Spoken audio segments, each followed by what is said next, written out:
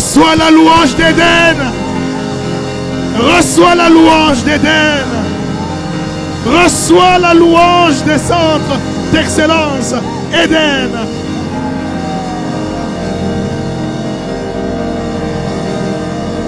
Alléluia.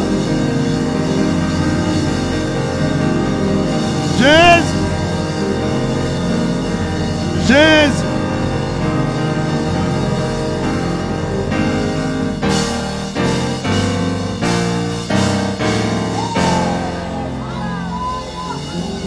Jésus. Ah oui, tu peux donner une offrande d'acclamation encore à Jésus. Il est le véritable. Il est le véritable. Amen. Amen.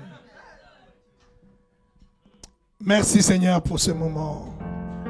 Tu as reçu nos louanges, notre reconnaissance.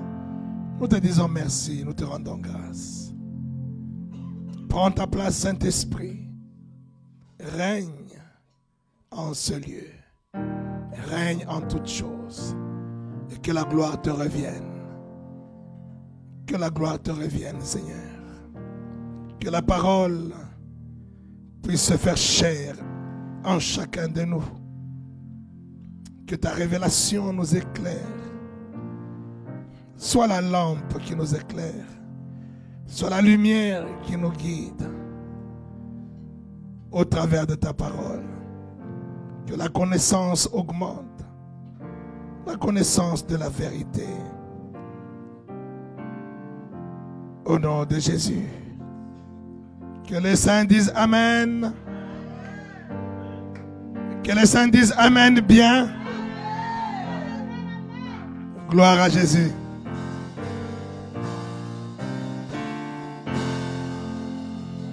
Alléluia.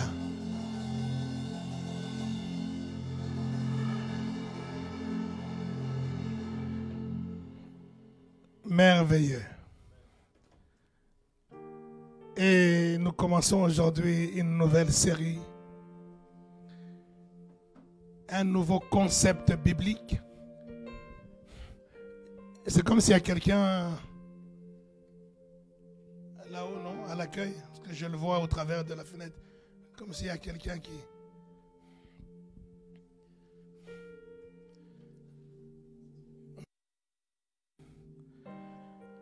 Un concept biblique que nous allons commencer aujourd'hui, une nouvelle série que nous allons démarrer aujourd'hui. J'aime les concepts bibliques importants. Et c'est bizarre. C'est bizarre que les concepts bibliques de l'évangile, les concepts bibliques de Dieu, les plus importants, sont les moins prêchés.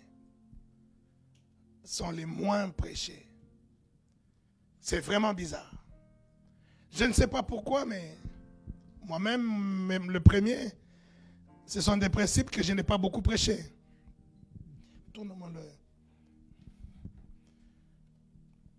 Quelqu'un m'a conseillé, un coach vocal m'a conseillé de revoir les enceintes, le retour surtout. Il faut que je m'entende bien pour que je ne crie pas beaucoup.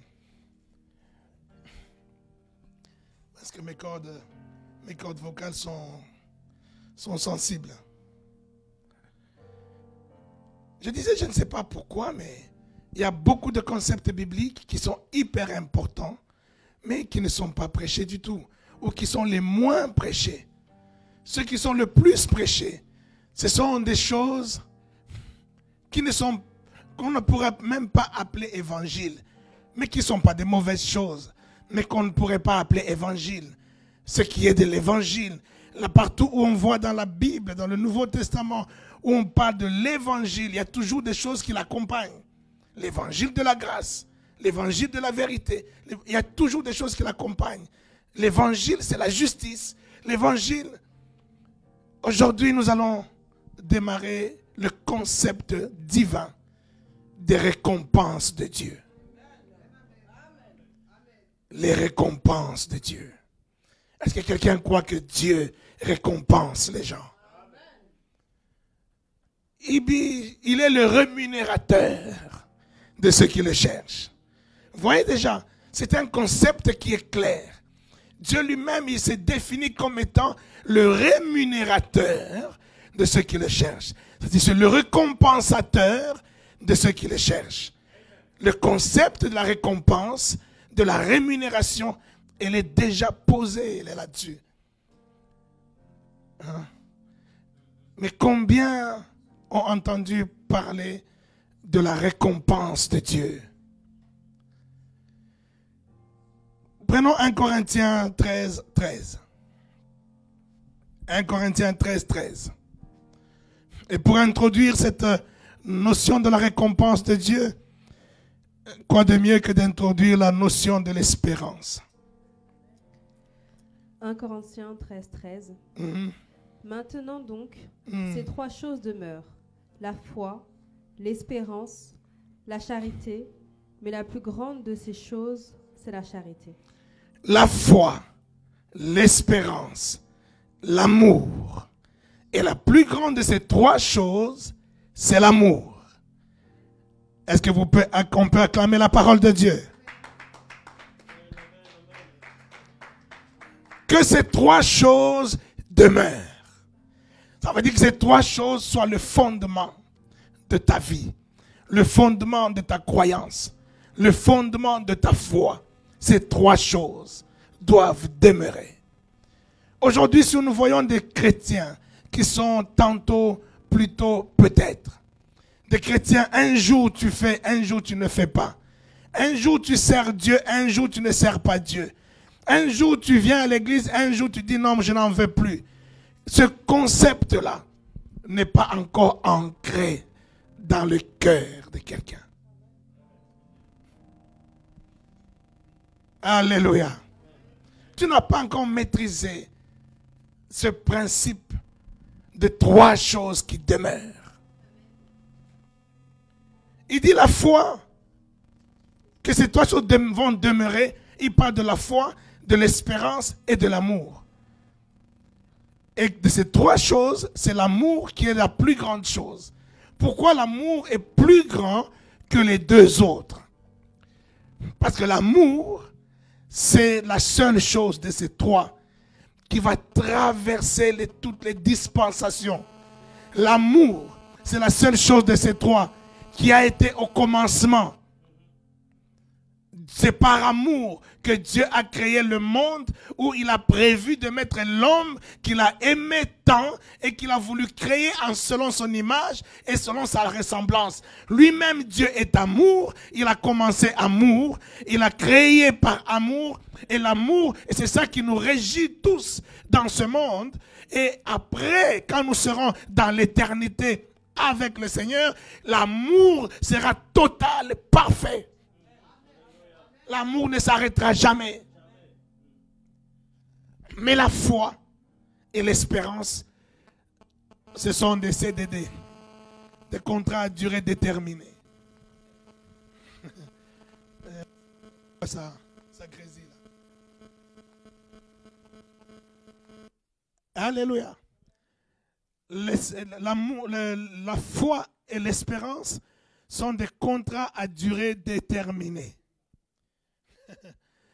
Parce que la foi, c'est pendant que nous sommes ici sur la terre que nous avons besoin de la foi. À la foi et à attacher toutes les choses, les promesses que Dieu nous a données pour cette vie. Nous les avons par la foi. En commençant par la promesse du salut. La promesse que nous sommes sauvés par la grâce de Dieu au moyen de la foi. Amen. Et cette foi, une fois sauvés, quand nous serons maintenant au ciel, quand nous serons maintenant dans l'éternité avec notre Seigneur, nous n'aurons plus besoin de foi. Parce que nous serons déjà dans cette promesse, elle est déjà acquise, nous sommes sauvés, nous avons tout ce que Dieu nous avait dit, nous le vivons maintenant. Il n'y a plus besoin de foi. Donc la foi s'arrête au moment où tu vas rentrer dans la tombe. Ici-bas. À moins que tu restes jusqu'au moment où il y aura l'enlèvement. Mais là, sinon, c'est là où ça s'arrête la foi. la foi, tu ne vas pas l'amener au ciel avec toi. Amen. Est-ce que tout le monde comprend cela? C'est le fondement, la base. C'est la foi. Personne n'a été sauvé parce qu'il a mérité. Le salut, ce n'est pas une récompense. Le salut, ce n'est pas un salaire. Le salut, c'est un don. Un don que Dieu te donne parce que tu as la foi. Le salut est la réponse à la foi que tu as à l'œuvre de la croix. Alléluia. Ce n'est pas une récompense d'être sauvé. Beaucoup de chrétiens pensent que, ou beaucoup de gens pensent que je serai sauvé quand je ferai ça, quand je ferai ça, quand je vais abandonner ça, quand je vais courir derrière ça, quand je vais servir Dieu. C'est pour ça qui va m'amener à être sauvé. Si ta connaissance du salut se résume à cela, ça veut dire que pour toi, être sauvé est une récompense. Être sauvé n'est pas une récompense. Ce n'est pas parce que tu as fait ou tu n'as pas fait que tu seras sauvé ou que tu ne seras pas sauvé. C'est important de comprendre cela. Nous sommes sauvés par la foi, non par la grâce. La grâce, ça ne se mérite pas. La grâce, c'est un don immérité. La grâce, c'est quelque chose qu'on te donne là où tu n'as pas mérité. Et on te le donne parce que tout simplement tu crois. Tu crois en ce don-là. Alléluia. Important de comprendre cela pour ne pas confondre la notion de la grâce et la notion de la récompense. La grâce et la récompense sont deux choses différentes. Et quand tu comprends maintenant que je suis sauvé, pas parce que je l'ai mérité, mais ce n'est pas suffisant, ce n'est pas tout. Une fois que je suis sauvé, il y a encore des choses à faire. Il y a encore des choses à vivre. Il y a des choses qui ne relèvent pas de la grâce, mais qui relèvent maintenant de la récompense. Oh. Dites amen pour que j'avance. Je crois que ce concept va te faire beaucoup de bien. Vous savez, moi-même, déjà en préparant encore, vous savez, j'ai déjà prêché là-dessus. Et je ne sais pas à quelle année, il y a 2 ans peut-être, hein, où j'avais 1 an, 2 ans, 3 ans, où j'ai prêché sur la récompense. Hein? 1 an. Voilà, donc aujourd'hui encore, quand je reviens pour préparer le message sur la récompense, moi-même ce matin encore, j'ai des résolutions que j'ai prises dans mon cœur. Je me suis dit, là, non. S'il faut que même je souffre ici-bas, pour ne pas rater ma récompense, je préfère souffrir ici et entrer dans ma récompense. Tu vas comprendre. Dis amen que j'explique encore. Que ces 3 choses demeurent. La foi, l'espérance et l'amour. Nous avons compris pour l'amour. Mais nous comprendrons encore tout à l'heure. Certaines choses pour l'amour. L'amour dans l'éternité. Et l'amour maintenant. Nous comprendrons encore. La foi. Tu as compris que c'est par la foi que tu es sauvé. C'est parce que tu as eu la foi à l'œuvre de la croix que tu es sauvé. L'espérance, qui est la deuxième chose. Le deuxième pied de cette table à 3 pieds, de ce trépied-là. C'est un trépied, c'est une table qui a 3 pieds. Vous savez, une table à 3 pieds, il faut que tous les 3 pieds soient solides. Dès qu'il y a un pied qui flanche, la table tombe. Oui ou non? 3, ce n'est pas 4 pieds. 4 pieds, tu peux dire les 3 pieds tiennent un peu. C'est un trépied, une table à 3 pieds. Dès qu'il y a un pied qui est la foi, qui n'est pas bon, la table est par terre. Un pied qui est l'amour, qui n'est pas bon, la table est par terre. Un pied qui est l'espérance, n'est pas bon, la table est par terre. Quelqu'un dit amen? Alors voyons l'espérance. C'est quoi l'espérance? La notion de l'espérance. Vous voyez, je salue, je fais un coucou à Pasteur Cathy, ma fille qui a prêché dernièrement. J'ai beaucoup aimé le respect de l'art, de la prédication équilibrée ou de la vraie prédication. Je salue cela.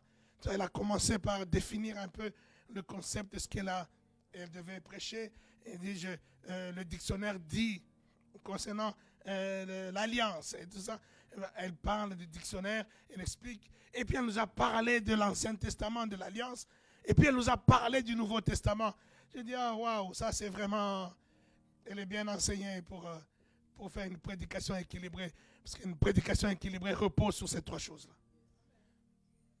Définir le concept, parler de l'Ancien Testament, et puis ramener ça dans le Nouveau Testament, qui est notre alliance. Amen. Maintenant, le contexte de définition, quand on définit, elle nous a parlé du dictionnaire, elle donne une définition du dictionnaire, c'est très bien. Mais il y a des mots. Il y a des mots, il ne suffit pas simplement d'avoir la définition du dictionnaire. Ou je te conseille d'aller voir la définition du dictionnaire biblique. Parce que le dictionnaire biblique est différent du dictionnaire normal. Je te donne l'exemple de ce qu'on va parler, de ce dont je vais parler, l'espérance. Quand tu regardes dans les dictionnaires, l'espérance, on nous parle de quoi quand on parle de l'espérance dans le dictionnaire? Je n'ai même pas regardé, mais je ne sais pas, quelqu'un peut me sortir le dictionnaire. Espérance, on dit quoi? Hein, parce que nous sommes en français là. Parce que justement, quand souvent on définit, je discutais avec quelqu'un, je lui parlais des concepts bibliques. Je dis, écoute, le mot que dont tu es en train de parler, ce mot-là, bibliquement parlant, en grec, ça veut dire, ah non, pourquoi vous voulez seulement les Grecs, vous seulement Hébreux, tout ça. Je dis, mais écoute, doucement.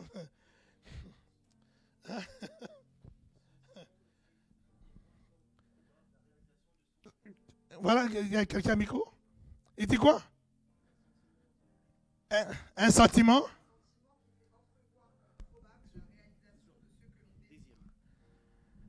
Un sentiment qui fait quoi? Répète. Qui fait entrevoir comme probable la réalisation de ce que l'on désire. Eh bien, je vais te dire que cette définition est totalement fausse. Et pourtant, c'est le dictionnaire. Amen. Ça, c'est le concept de l'espérance selon le langage français, selon le dictionnaire français, selon la vie courante des hommes, des humains. Mais ce n'est pas le langage de l'espérance que nous avons dans 1 Corinthiens 13, 13. Dans 1 Corinthiens 13, 13, où il dit la foi, l'espérance et l'amour, que ces trois choses demeurent. Ce n'est pas que l'espérance, ce n'est pas la probabilité des choses qu'on désire. Non. L'espérance biblique, l'espérance de ce contexte biblique, je veux plutôt le changer en disant c'est une attente certaine des choses promises. Quand on parle de probabilité, ça veut dire ça peut ne pas se faire. Il y a un certain pourcentage de possibilités que ça se fasse. Il y a un pourcentage de possibilités que ça ne se fasse pas. Mais c'est fort probable que ça se fasse. Alors que quand on parle d'espérance, bibliquement parlant, il n'y a pas de probabilité que ça ne se fasse pas. C'est une certitude que ça se fera. Je vais donner un exemple. La Bible dit que nos yeux le verront. Nos yeux verront Dieu. Alléluia. Qui a envie de voir Dieu? Qui a envie de voir Dieu? La Bible dit tes yeux le verront. Mais ils le verront quand? Ils le verront quand nous serons au ciel. Nous verrons Dieu. Alléluia.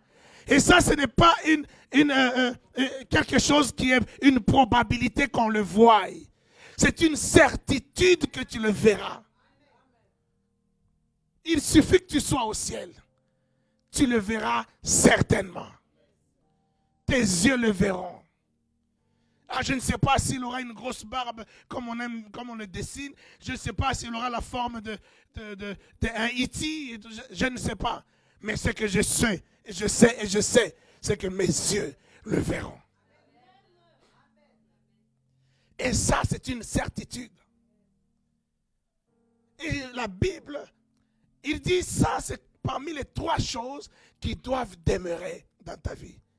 Il est en train de dire, si dans ta vie, il n'y a pas d'espérance, ta vie va tanguer. Ta vie chrétienne va clocher. Ta vie chrétienne va boiter.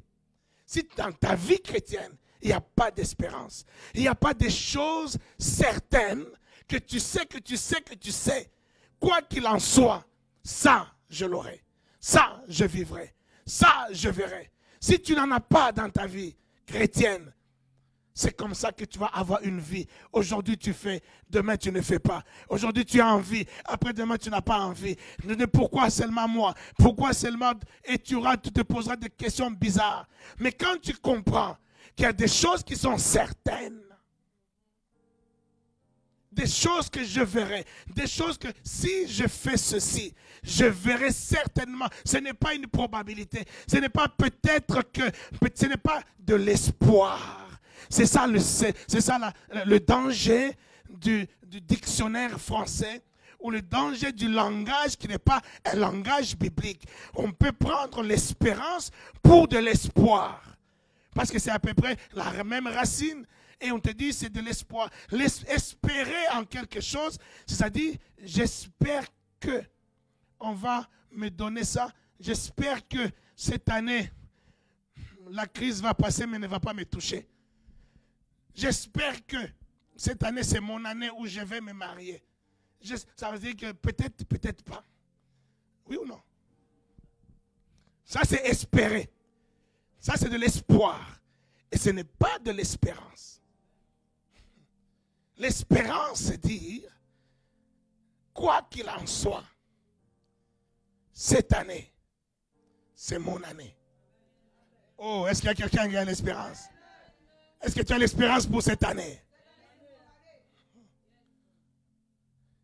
L'espérance, à ne pas confondre avec l'espoir, c'est quelque chose qui est didactique, didactique ou quelque chose qui est enseignant.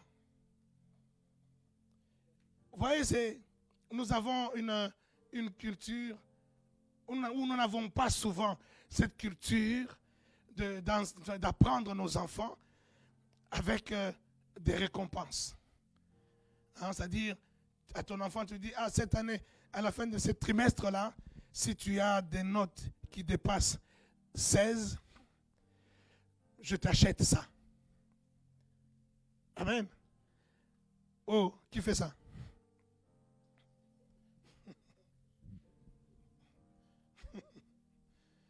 Et à Eden, nous avons cette culture, mais que nous n'avons pas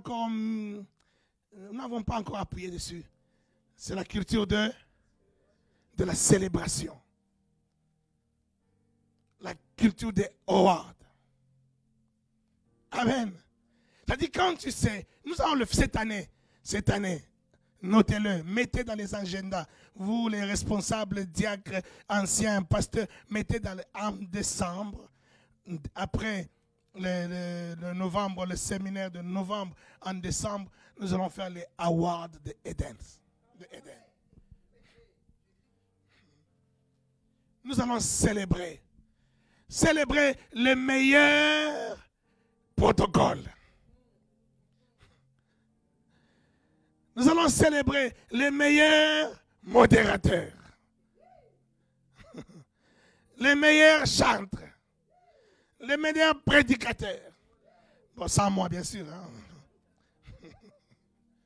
Nous allons célébrer.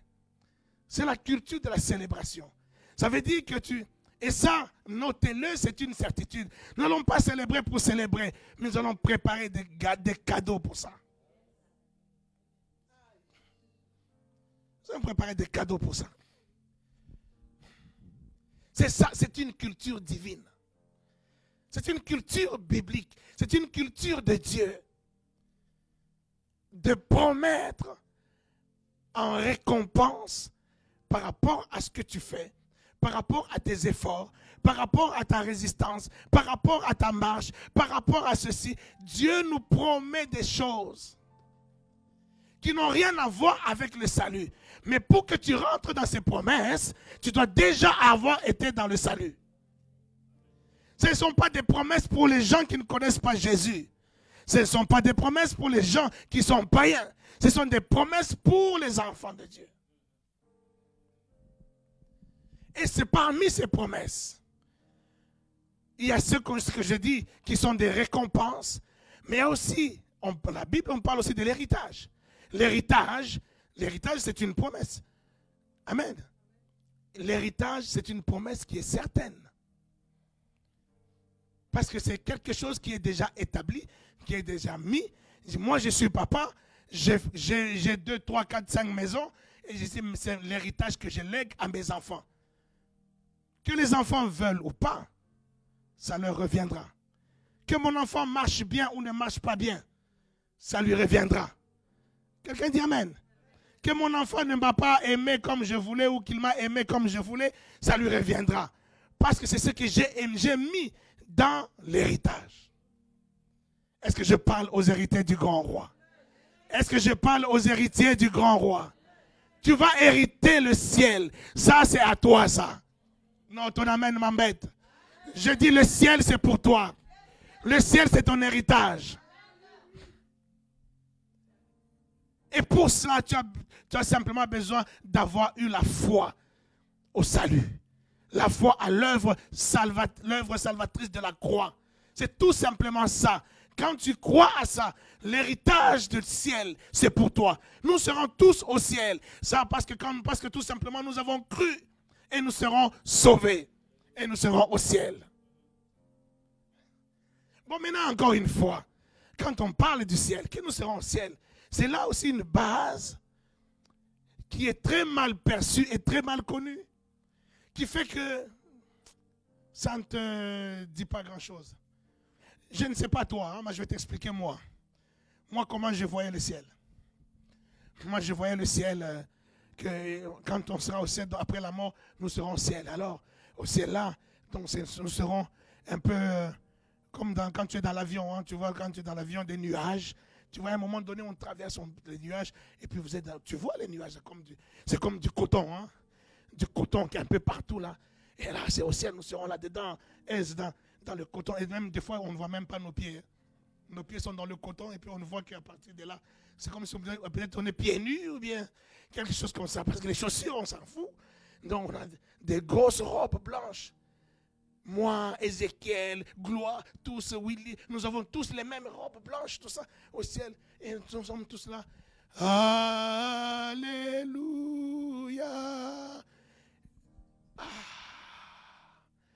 Et c'est comme ça qu'au ciel. Moi, c'est comme ça que je voyais, je ne sais pas toi, hein, mais moi, c'est comme ça que je voyais le ciel. Et puis quand je me disais, mais on sera comme ça pour l'éternité. Je dis, mon Dieu, laisse-moi vivre encore sur la terre. Laisse-moi vivre encore, que j'aille encore un peu m'amuser, parce que, mon Dieu, il n'y a que ça. On sera là comme ça au ciel. Là. Allez. Quel ennui.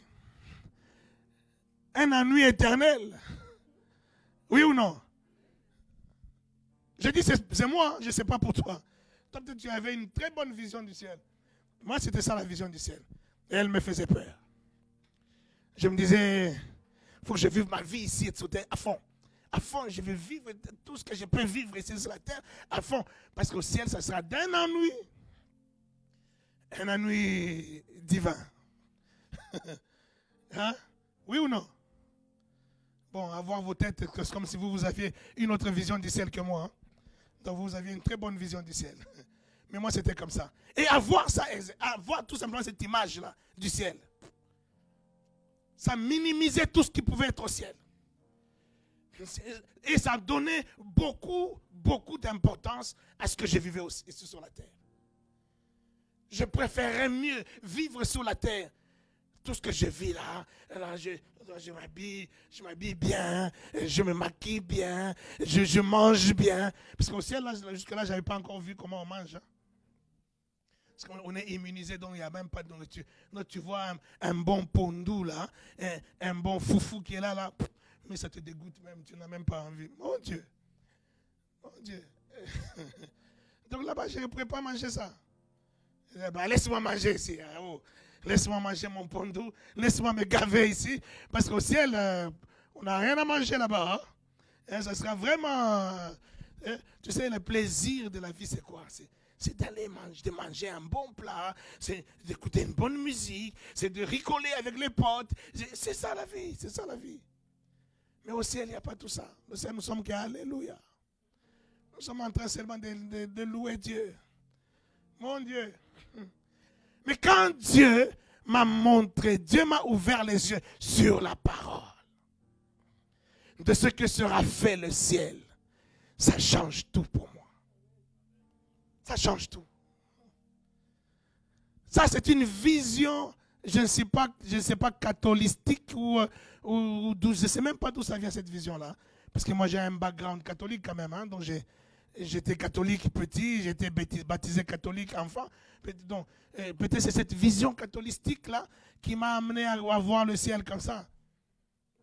Mais bien-aimé de Dieu, Hébreu dit que le ciel, il y aura une nouvelle Jérusalem. Une nouvelle Jérusalem. Mais pourquoi Dieu? Quelqu'un va dire oui, c'est une image. C'est une image. Oui, mais les images que Dieu donne, ce sont des images imparfaites de ce qui sera parfait. C'est-à-dire ça y ressemble encore vraiment fortement. Et quand on parle de Jérusalem, on parle d'une ville. Ce que ça veut dire, là où on sera, ça sera une ville. Et ça ressemblera fortement à une ville que nous connaissons ici. Mais avec une perfection énorme, incomparable, une perfection inimaginable. Ça veut dire qu'il y aura la vie, il y aura des avenues. Moi, j'habite sur la avenue Montaigne, et toi, tu habites sur avenue Kaluboto, donc c'est ton problème. Hein? Mais moi, j'habite sur l'avenue Faubourg Saint-Honoré, c'est l'avenue où il y a l'Élysée, tu vois. C'est là où il y a la résidence présidentielle. Mais là au ciel, hein, moi j'habite sur Faubourg.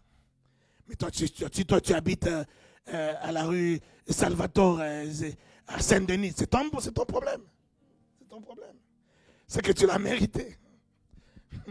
C'est que tu l'as mérité. Alléluia. C'est une ville. Il parle de ville. Ouais, ce n'est pas par hasard quand il parle de parabole des talents. Il dit à l'un, il a donné tel talent. À l'autre, il a donné tel talent. Et puis après, il y a derrière ces talents, quand il arrive, moi, tu m'as donné un talent, je te rends 2 talents. Tu m'as donné 3 talents, viens, entre dans la joie du maître. Parce que tu as été fidèle en peu de choses, tu seras fidèle dans des grandes choses. Je te mets à la tête des 5 villes. Pourquoi 5 villes? Oui, tu vas dire c'est une image. Il y aura des villes. Il y aura des villes. Et il y en a qui sont à la tête des villes. Et d'autres qui sont en bas des villes. Oh, tu es calme, hein? C'est biblique, c'est ça la Bible. C'est ça la vérité.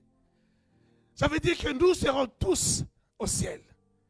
Mais nous ne serons pas tous au ciel de la même manière. Nous n'aurons pas tous les mêmes robes blanches. Nous n'aurons pas tous le même statut. Le statut que tu auras au ciel, ce n'est pas par la grâce, c'est une récompense. Quelqu'un dit Amen? Le statut que tu auras au ciel, moi je suis qui au ciel? Je suis à la tête d'une ville ou je suis simplement dans une ville? C'est ta position au ciel là. Et ça, ce n'est pas parce que tu avais la foi en ça. Ce n'est pas parce que tu croyais en ça. Non, c'est à cause de ce que tu auras fait. À cause de ta marche. À cause de tes actes posés. C'est là que tu vas avoir une position préférentielle ou pas au ciel. Je vais te rassurer. Au ciel, il n'y aura pas de regret. Il n'y aura pas de regret. Oh non, vraiment, je regrette. J'aurais dû faire ça. Parce que regarde, Chris, il est vraiment, il est le chef. Vraiment, moi, je suis là. J'aurais dû faire comme Chris, moi, pour être le chef comme lui. Il n'y aura pas de regret. La Bible dit, il essuiera toutes nos larmes. Au ciel, il essuiera toutes. D'après vous, ça veut dire quoi? Ça veut dire que quand on arrive au ciel, tu as envie même de pleurer, mais les larmes ne sortent pas parce qu'il a tout essuyé. Hein? Oui? Non, ça veut dire que toutes choses qui sont susceptibles de créer des larmes n'aura plus d'effet en toi. L'amertume, le regret, le ceci, ça n'existera plus. Nous serons tellement dans une parfaite connaissance et un parfait amour. Je disais l'amour, c'est le plus grand. Cet amour qu'on aura là-bas, c'est un amour parfait. C'est pourquoi ce sera parfait. Parce qu'à l'instant même où nous entrons au ciel, notre connaissance devient parfaite. Et notre connaissance, c'est Dieu. La connaissance divine en toi devient parfaite. Et ça dit, tu n'as même pas besoin de discuter. Oh non, mais Dieu, mais moi j'avais fait ça, regarde. Non, discuter là, c'est à la porte. C'est à la porte là pour rentrer. Mais moi, Seigneur, toi je ne t'ai pas connu. Mais moi, Seigneur, tu dois rester là. Mais une fois que tu es rentré, ta connaissance devient ouverte. Vous savez, même les scientifiques, ils disent que nous avons une intelligence, l'intelligence que nous utilisons, c'est combien de pourcents? C'est même pas 1%. Même pas 1% de l'intelligence qui est en nous que nous utilisons. Imaginez-vous, nous avons les 100% d'intelligence ici sur la terre. Et heureusement, nous n'avons pas ça. Il y a longtemps que la terre a déjà explosé. Elle aurait déjà explosé il y a longtemps. Alléluia. Mais c'est cette connaissance parfaite qui sera. Donc tu sauras que si moi je suis cantonnier au ciel, je n'ai même pas à me plaindre. Il n'y a pas d'amertume, mais je suis cantonnier parce que tout simplement, je le mérite. C'est ma récompense. Il n'y aura pas de regret, mais sauf que tu seras cantonnier. Après, je t'appellerai. Viens. Est-ce que tu peux nettoyer ici, là, s'il te plaît? Tu nettoies un peu mon parquet, là, mon parquet en chrysolite. Tu le nettoies là, avec ta robe. Tu le nettoies. Parce que c'est chez moi, c'est comme ça. Mais malgré c'est toi qui nettoies, mais tu n'auras pas d'amertume. Hein? Tu n'auras pas de regret, quoi que ce soit. Parce que ce qui fait l'amertume et le regret, c'est déjà ôté. Alléluia. Alléluia. 1 Corinthiens.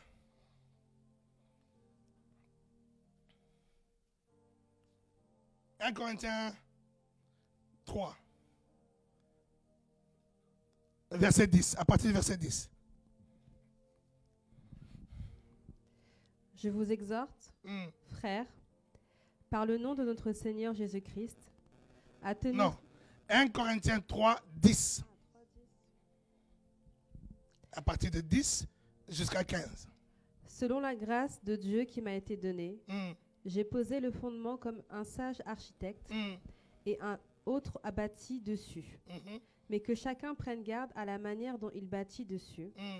Car personne ne peut poser un autre fondement que celui qui a été posé, savoir Jésus-Christ. Or, si quelqu'un bâtit sur ce fondement avec de l'or, de l'argent, des pierres précieuses, du bois, du foin, du chaume, l'œuvre de chacun sera manifestée. Car le jour la fera connaître, parce qu'elle se révélera dans le feu, et le feu éprouvera ce que l'œuvre de chacun. Si l'œuvre bâtie par quelqu'un sur le fondement subsiste, il recevra une récompense. Il recevra une récompense. Si l'œuvre de quelqu'un est consumée, il perdra sa récompense. Pour lui, il sera sauvé, mais comme au travers du feu. Amen. Est-ce que vous comprenez cela? Pour comprendre déjà le contexte. Donc le Seigneur l'apôtre Paul est en train d'expliquer. Il dit, entre guillemets, ça c'est très important, je crois que je partageais avec Olivier dernièrement sur le pastorat. Hein, sur le pastorat. Ça veut dire que là, par exemple, c'est Paul avec Apollos, tous les deux, ils ont fait un travail à l'église. Mais maintenant, à un moment donné à l'église, il y a des gens qui disent, moi je suis de Paul. D'autres, moi je suis d'Apollos. C'est comme, il y a des camps qui se font. Moi je suis de papa. Ah non, moi je suis du pasteur Olivier. C'est un peu des choses comme ça. Pourquoi il y a eu ça? Il faut voir les choses dans tous les sens. Dans le sens positif. Alors, pourquoi il y a eu ça? Ce n'était pas un problème de doctrine. Ce n'est pas que non, moi je suis de papa parce que papa, il a la doctrine comme ça. Lui, il parle de ça. Moi, je suis pour Olivier parce qu'Olivier, il parle, lui, de ça. Moi, je suis plutôt d'accord avec lui. Non, ce n'était pas une histoire de doctrine. C'est une histoire de pastorat. Ça veut dire, Paul, il a bâti l'église. Il a fait l'œuvre évangélique. Il a évangélisé, il a attiré les gens sont venus. Mais Paul ne s'est pas occupé de la vie des enfants. Paul ne t'a pas suivi à la maison. Et non, ton problème, Maria, c'est quoi le problème dans ta maison? Ah papa, moi j'en ai marre. Écoute Maria, il faut faire ça, il faut faire ça. Et je prie pour toi. Paul n'a pas fait ce travail-là. C'est Apollos qui est venu faire ce travail. Apollos, il a suivi les âmes dans leur vie de tous les jours. Il a prié pour eux. Et quand quelqu'un te suit, quelqu'un prie pour toi, tu vois des preuves et tout ça, tu le portes dans le cœur. Et demain, tu pourras dire, moi je suis de pasteur Olivier, parce que j'ai une relation avec lui, il connaît mes problèmes. Papa, c'est mon papa, mais il ne connaît pas trop mes problèmes. Il n'a pas été vraiment présent à mes problèmes. Tu comprends? Ce n'est pas une histoire de doctrine, c'est une histoire de pastorat. Ça veut dire que dans la vie de l'Église, si tu veux que les âmes te donnent une place, ça ne se réclame pas, mais ça s'arrache par le travail.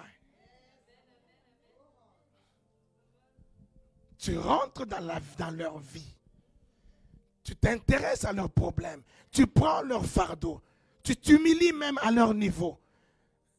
Tu pries pour eux. Tu es en train de prendre place dans leur cœur. Alléluia. Je parle à vous tous qui avez un appel pastoral. Tu m'entends, Willy? Tu as un appel pastoral. Ça, ce sont des choses pastorales. Qu'il faut savoir que ça fait partie de ma vie, que je dois travailler, je dois développer. Et ces choses pastorales commencent dans ta maison. Et là où tu vois que non, on peut m'amener dans une dimension qui ça me dépasse même la tête. Mais moi, je fais l'œuvre pastorale. Alléluia. Maintenant, je rentre dans la dimension de la récompense. Mais c'est là maintenant. Si Dieu t'a appelé à la pastorale, tu fais l'œuvre pastorale. Si Dieu a appelé à l'évangélisation, tu fais l'œuvre d'évangélisation. C'est là que Paul est en train de dire. Il dit, moi j'ai semé, Apollos a arrosé, et celui qui fait croître, c'est le Seigneur. Et après, tout de suite après, il parle de quoi? De récompense. Il dit, chacun aura sa récompense selon ce qu'il a fait. Il n'y a pas de compétition dans la récompense. Il n'y a pas de compétition dans les appels des uns et des autres. Moi, je ne suis pas en train de faire des choses pour que je dépasse Olivier. Non, pour que je dépasse Willy. On n'est pas dans la compétition. Quand tu es dans la compétition, tu es charnel et ces choses-là resteront ici sur la terre charnelles. Au ciel, il n'y a pas de compétition. C'est ce que Paul est en train de dire. Il dit, chacun a son œuvre, chacun a son couloir, et chacun sera récompensé. Là, maintenant, on parle de récompense. On ne parle pas de la grâce, on parle de la récompense. Chacun sera récompensé selon ce qu'on lui a donné de faire. Toi, on t'a donné d'évangéliser. Tu as évangélisé. Après, les gens sont venus. Après, les gens ne se sont pas attachés à toi. Oh non, je ne comprends pas pourquoi ils ne s'attachent pas à moi. Non, tu t'en fous. Toi, tu as fait le travail qui t'a été donné. Ton travail, c'était d'évangéliser. Tu as évangélisé. Et tu auras la récompense parce que tu as évangélisé. Même si tu n'as pas pu garder une seule âme. Mais ta récompense sera grande. Non, donne-moi un bon amen. Et il t'a été donné, toi, de faire le pastoral. Mais tu n'as suivi aucune âme. Toi, tu as voulu faire comme l'autre. Comme l'autre, il a beaucoup de succès. Lui, il évangélise. Il fait des miracles. Les gens, moi, je vais faire aussi comme lui. Mais tu as loupé ta vocation. Le talent qu'on t'a donné là. Toi, tu n'as pas voulu utiliser le talent de l'autre. Ta récompense est... Ta récompense est par terre. Est-ce que quelqu'un comprend? J'ai discuté il y a 2 ans, non, il y a peut-être 1 an, pas très longtemps, j'ai discuté avec mon père exaucé. J'ai expliqué, je dis vraiment, c'était sur la notion toujours de récompense.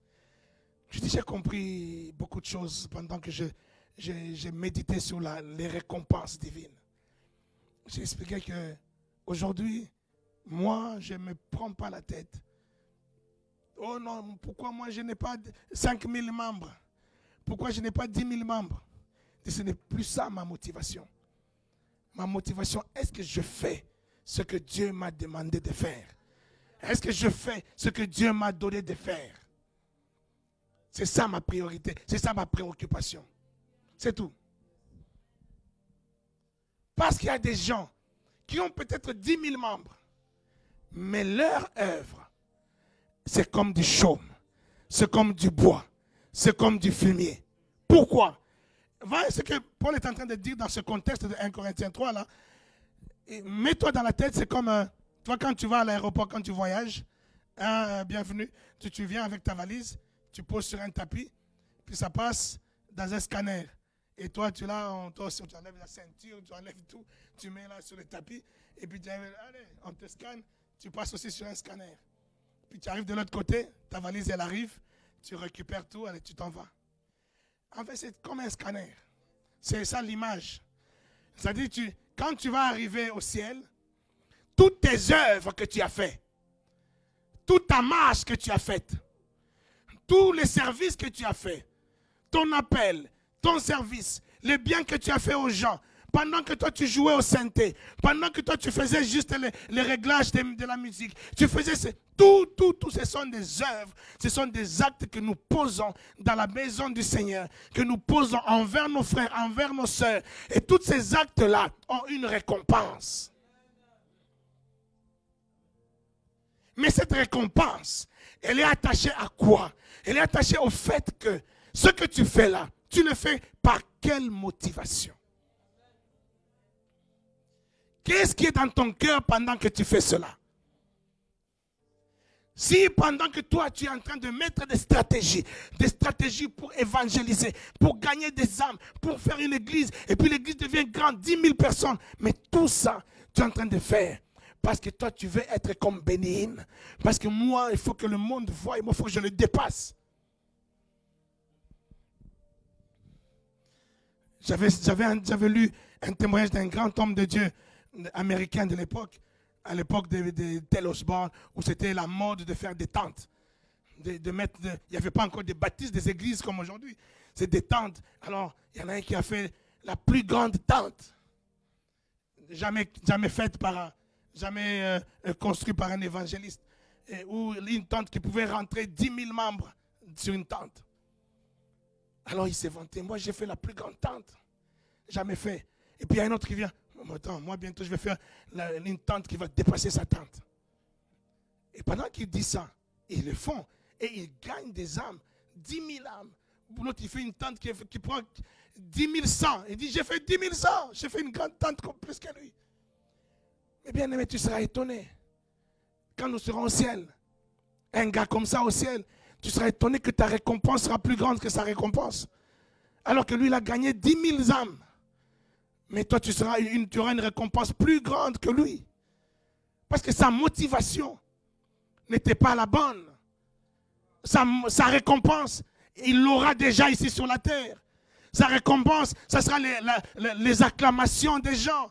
Ça sera la reconnaissance des hommes, des humains qui lui diront « Waouh, lui il est grand, waouh ». C'est ça ta récompense. Au ciel, tu n'as pas de récompense par rapport à ça.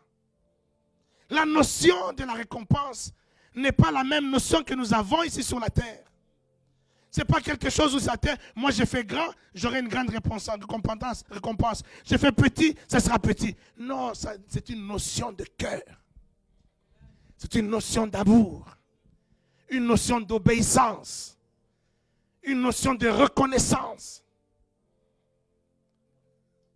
Je reconnais que Dieu m'a fait grâce d'être ce que je suis. Dieu m'a fait grâce de former une vingtaine, une trentaine de personnes qui vont être des grands hommes. Gloire à Dieu. Alléluia.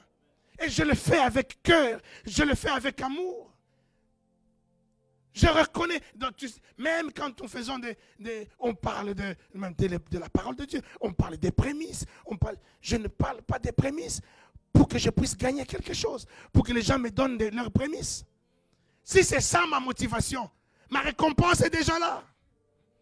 Ma récompense, ce sera les prémices de 2, 3, 4 personnes, 2 pelés, 3 tondus qui vont donner. C'est ça ma récompense. Mais si dans ma motivation, c'est que tes prémices ouvrent les portes de ta bénédiction financière et autres. Si ma motivation, c'est que tu sois béni, c'est ça qui est ma motivation. Ma récompense sera grande. Même si ici-bas, là, je ne vois pas, mais c'est là, à l'éternité que j'aurai la grande récompense. C'est ce que Paul est en train de dire. Reprends ce qu'on est en train de dire. Comme ça, tu le comprendras mieux, ce qu'on est en train de dire. Selon la grâce de Dieu qui m'a été donnée, j'ai posé le fondement comme un sage architecte. Comme un sage architecte. Moi, j'ai posé le fondement. Moi, j'ai bâti l'église. Moi, j'ai gagné quelques âmes qui sont venues à l'église. Et un autre bâtit dessus. Un autre est venu et il a bâti dessus. Mais que chacun prenne garde à la manière dont il bâtit dessus. Le problème à ce niveau-là, c'est déjà celui qui vient bâtir dessus, que ce soit moi, que ce soit l'autre. Nous avons bâti avec quoi? Si moi j'ai bâti sur Christ, gloire à Dieu. J'aurai ma récompense. L'autre qui est venu, il est venu bâtir au-dessus de ce que j'ai bâti. Il bâtit quoi? Sur Christ, gloire à Dieu. Mais si lui, il vient avec les démons, il vient avec les sorciers, il vient au nord avec la peur, c'est son problème. Il n'aura pas de récompense. Continue. Car personne ne peut poser un autre fondement que celui qui a été posé, savoir Jésus-Christ. Celui qui a été posé, savoir Jésus. Connaître Jésus. C'est ça le fondement de l'évangélisation, le fondement de l'affermissement, le fondement de Jésus et rien d'autre. Or, si quelqu'un bâtit sur ce fondement avec de l'or, de l'argent, des pierres précieuses, du bois, or, argent, pierres précieuses, ce sont des matériaux non inflammables, qui ne se consument pas, qui ne s'enflamment pas, qui ne partent pas en fumée. Après, on tombe maintenant sur du matériau inflammable. Du bois, du foin, du chaume. L'œuvre de chacun sera manifestée. Ton œuvre que tu fais sera manifestée, c'est-à-dire ton œuvre là, tu fais ici sur la terre, tu traînes cette œuvre là et cette œuvre se verra. Ici sur la terre, les gens ne voient que du feu. Les gens, ils ne voient que le gars là qui s'est enrichi, qui a fait des grosses bâtisses, qui a grandi, fait des belles églises. C'est ce que nous voyons ici sur la terre. Mais au ciel, ton église là que tu as bâtie là, tout ce que tu as fait là, on mettra sur le même tapis que moi. Et quand ça va rouler sur le tapis, ça passe au scanner. C'est le scanner qui va déterminer la nature. C'est-à-dire cette œuvre sera manifestée. C'est le scanner céleste qui va manifester c'est quoi le matériau avec lequel tu as bâti cette œuvre-là. Et il dit c'est quoi? Car le jour la fera connaître, parce qu'elle se révélera dans le feu. Elle se révélera dans le feu.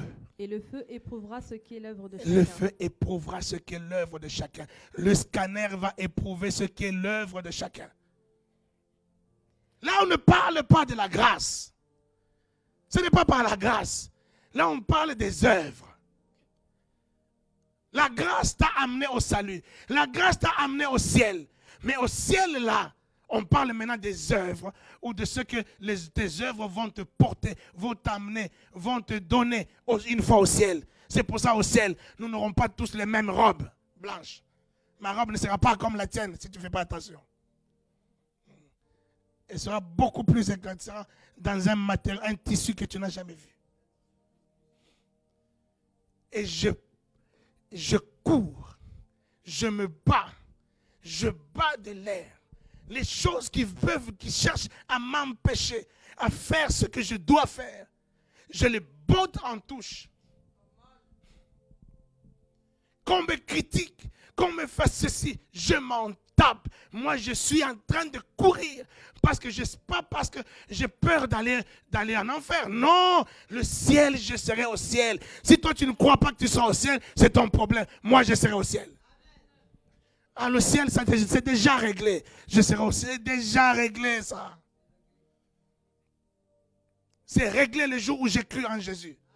C'est déjà réglé. Mais au ciel, là, non. Non. Là, c'est ton problème. Si toi, tu ne te bats pas, c'est ton histoire. Moi, je me bats. J'endure. Je souffre des choses. Je supporte. J'encaisse. Parce que je sais que j'ai une couronne qui m'attend. Ce n'est pas une couronne de la galette des rois. La galette des rois, il y a une couronne en papier qu'on te met là et puis c'est le jour de la galette des rois, vous mangez. Une vraie couronne. Cette couronne, ça veut dire positionnement. Un vrai positionnement au ciel. On a dit au ciel, il y a les 24. Pourquoi 24? Il n'y avait que 24 personnes au ciel. Non, il y avait 24 couronnés. Dans cette vision-là, il y avait 24 couronnés. Mais il y avait beaucoup de saints. Mais 24 couronnés. Mais tous, ils étaient au ciel. Nous serons tous au ciel. Mais gare à toi si tu n'es pas couronné. C'est ton problème. Moi, je me bats pour cela. J'endure ce qu'il faut endurer. Alléluia. Le Seigneur Jésus, il dit, ça c'est dans Matthieu 5. Nous reviendrons sur 1 Corinthiens.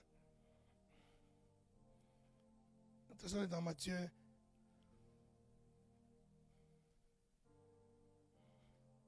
Matthieu 5.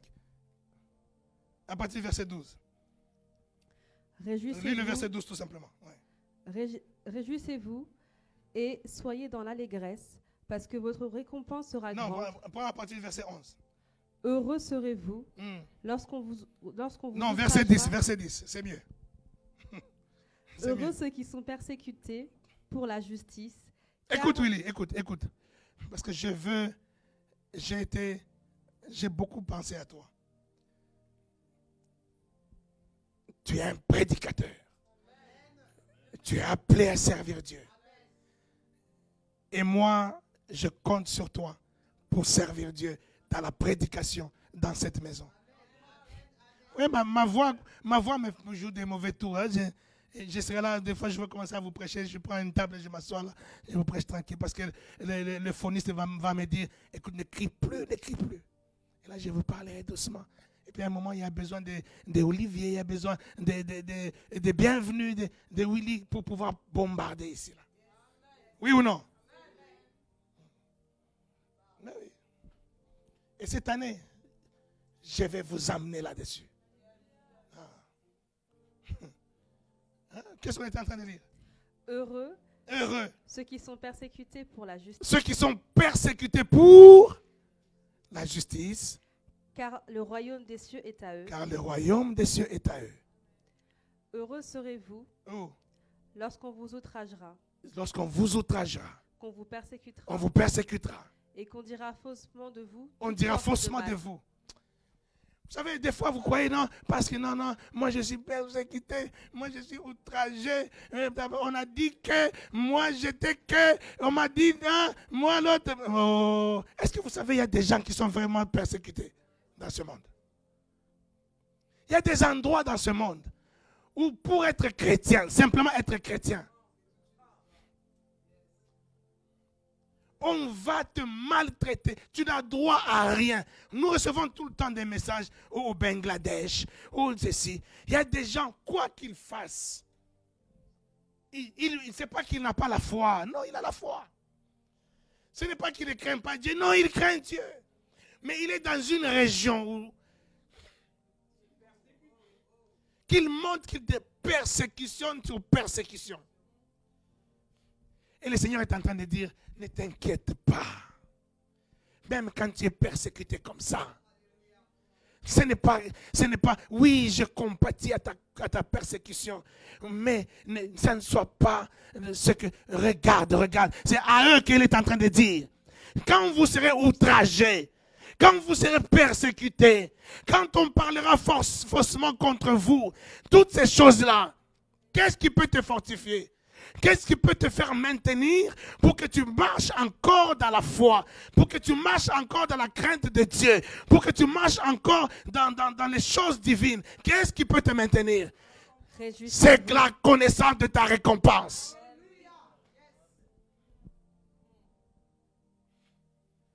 Oh, j'ai tout dit. J'ai tout dit. Mais si pour toi, c'est pour simplement aller au ciel, tu vas te fatiguer. Tu vas te fatiguer. Tu vas dire, ah, on est au ciel. Bon, écoutez. De toute façon, au ciel, là-bas, nous tous nous avons des robes blanches. Alors. Et moi aussi, je laisse tomber aussi. Je rentre à la maison, de toute façon, j'irai au ciel. Papa, il avait dit, de toute façon, on ira au ciel. Bon. Je ne sais pas pourquoi je vais me fatiguer quand même. Hein? Pourquoi je vais me fatiguer à venir à l'église? Pourquoi je vais me fatiguer à jouer au piano?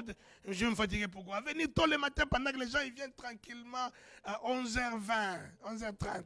C'est là qu'ils arrivent. Mais moi, je dois être là à 9h. J'étais à 8h. Pourquoi? Ah, dis, laisse-moi tomber, dis. Hein?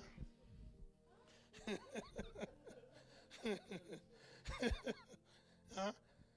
Ouais, mais c'est ça. C'est ça qui se passe. C'est la non-connaissance de cette notion biblique et divine de la récompense. Parce qu'on ne te l'a pas enseigné. Tu n'as pas une idée que tout ce que tu fais là, tu es en train d'amasser des récompenses énormes au ciel. Toi, tu ne vis que pour la terre. Là. Tu ne vis que pour le lendemain.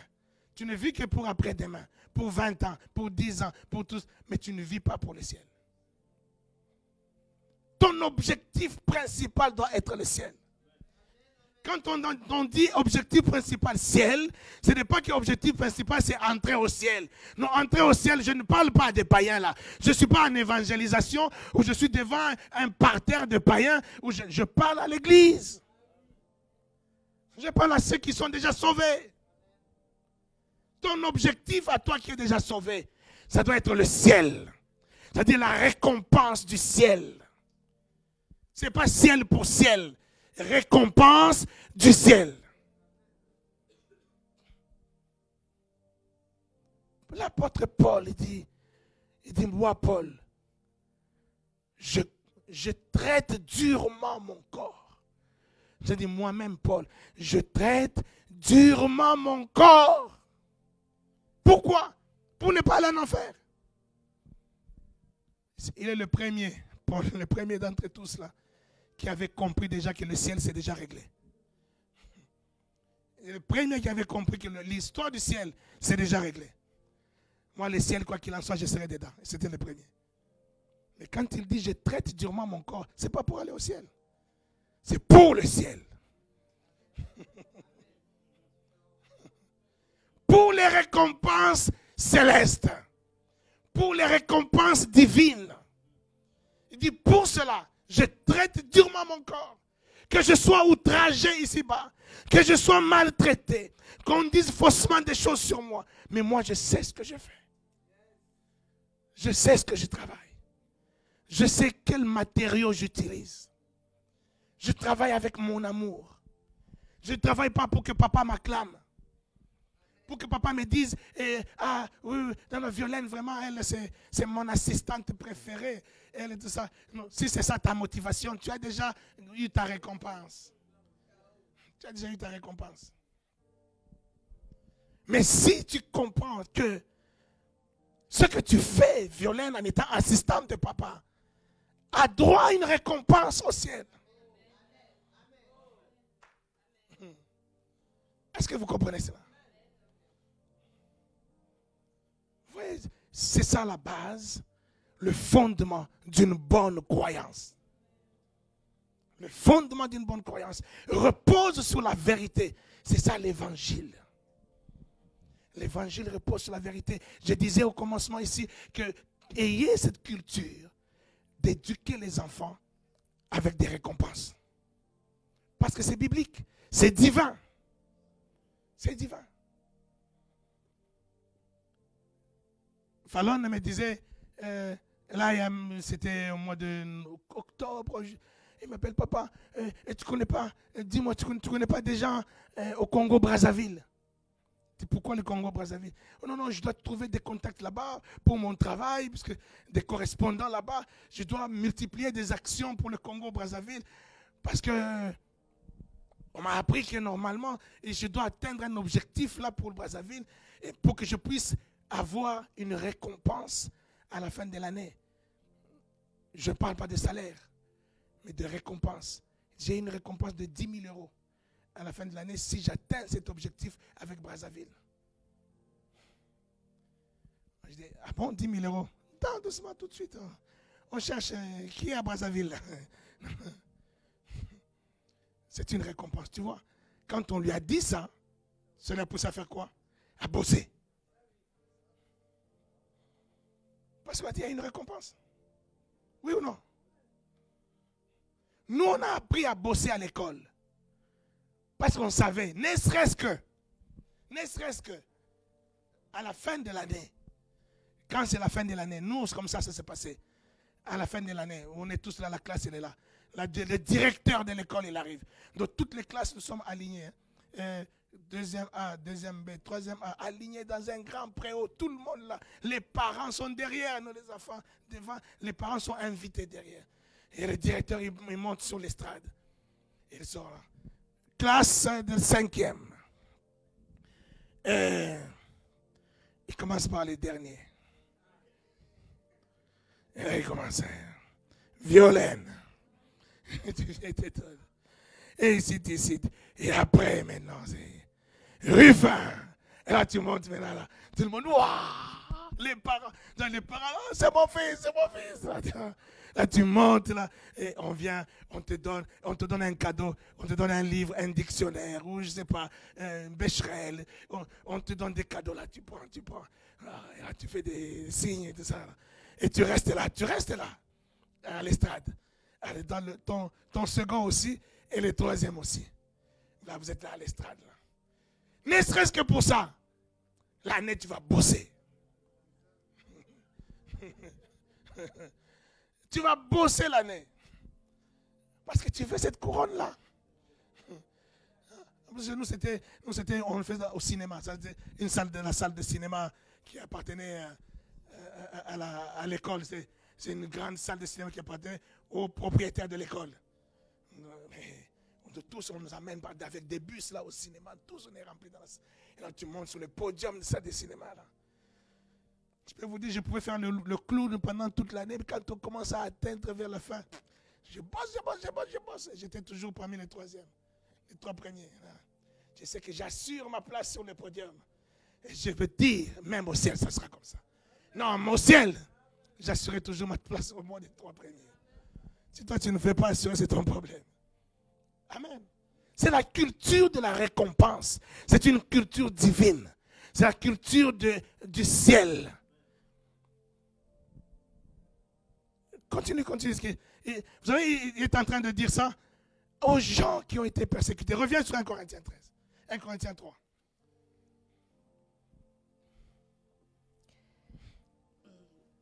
Je veux que tu comprennes cela. Hein, Yann? Si tu comprends. Tu vois, le jour où j'ai vu Yann me servir et tout ça à l'église, j'ai dit, waouh! Waouh! J'ai dit, lui là, il a compris qu'il va avoir une couronne. Lui, il veut sa couronne. Lui, il veut sa couronne. Alléluia. Oui, vas-y. Si l'œuvre bâtie par quelqu'un sur le fondement subsiste, il recevra une récompense. Si l'œuvre de quelqu'un est consumée, il perdra. Ça veut dire qu'il n'y a pas de discussion à avoir. Oh Seigneur, mais moi, je ne comprends pas. Pourquoi moi tu m'as pas... Il n'y a pas de discussion. C'est le scanner qui parle. C'est le scanner qui parle. Ça, tu vas pas... Mais moi, Seigneur, 10 000 membres, Seigneur. Il avait qu'une église de 200 membres. Il avait qu'une église de 50 membres, Seigneur. Comment lui, il passe? Moi, j'avais 10 000 membres. Il n'y a pas de discussion à avoir. Tout passe par le scanner. C'est le scanner qui parle. Toute œuvre sera éprouvée par le feu. Si ton œuvre était du diamant, si ton œuvre était de l'or, si ton œuvre était une pierre précieuse, ce n'est pas par rapport au nombre de gens. Ce n'est pas par rapport à la beauté des bâtiments. Ce n'est pas par rapport à l'excellence du parler, du langage, de la prédication ou des formules. Mais c'est par rapport à ce qui est dans ton cœur. Quelle est la motivation de ton cœur? Est-ce que tu parles, tu fais ce que Dieu t'a demandé de faire? Dieu t'a appelé à jouer la musique, mais comme toi tu vois les gens acclament les pasteurs, moi aussi je devais devenir pasteur. Et tu vas devenir pasteur, mais ce n'est pas ton appel. Et tu feras des choses avec ça. Ça va être sur le tapis, mais ça ne sera pas des pierres précieuses. Ça sera du bois, peut-être du chaume, du fumier. Et quand ça va passer là, et quand ça sort, toi tu attends de l'autre côté que ça sort, c'est un tas de cendres qui sort.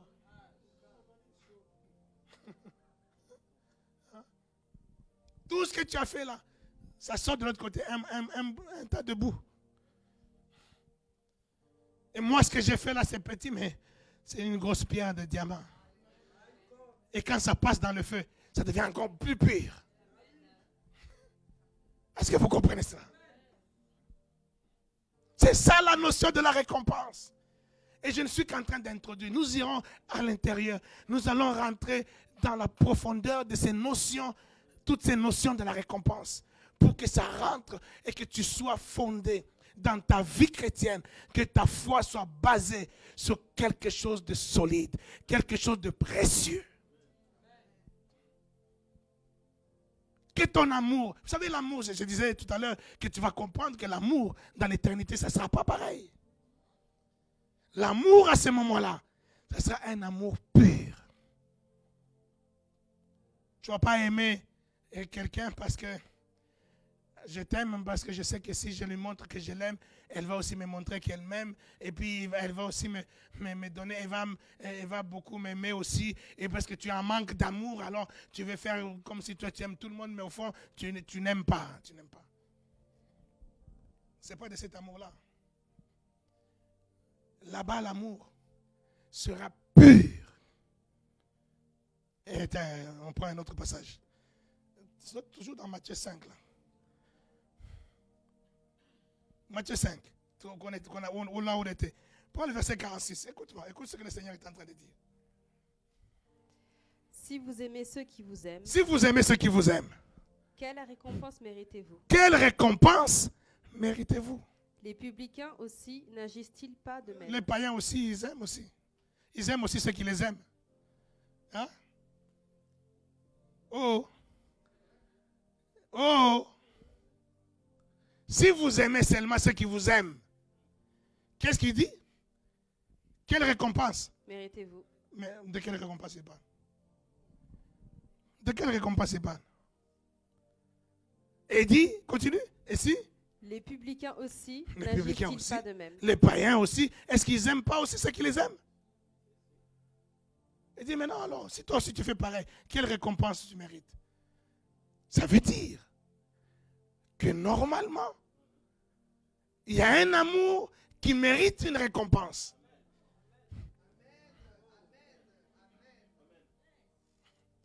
Et cet amour-là que toi tu fais là, d'aimer seulement ceux qui t'aiment, n'a pas de récompense.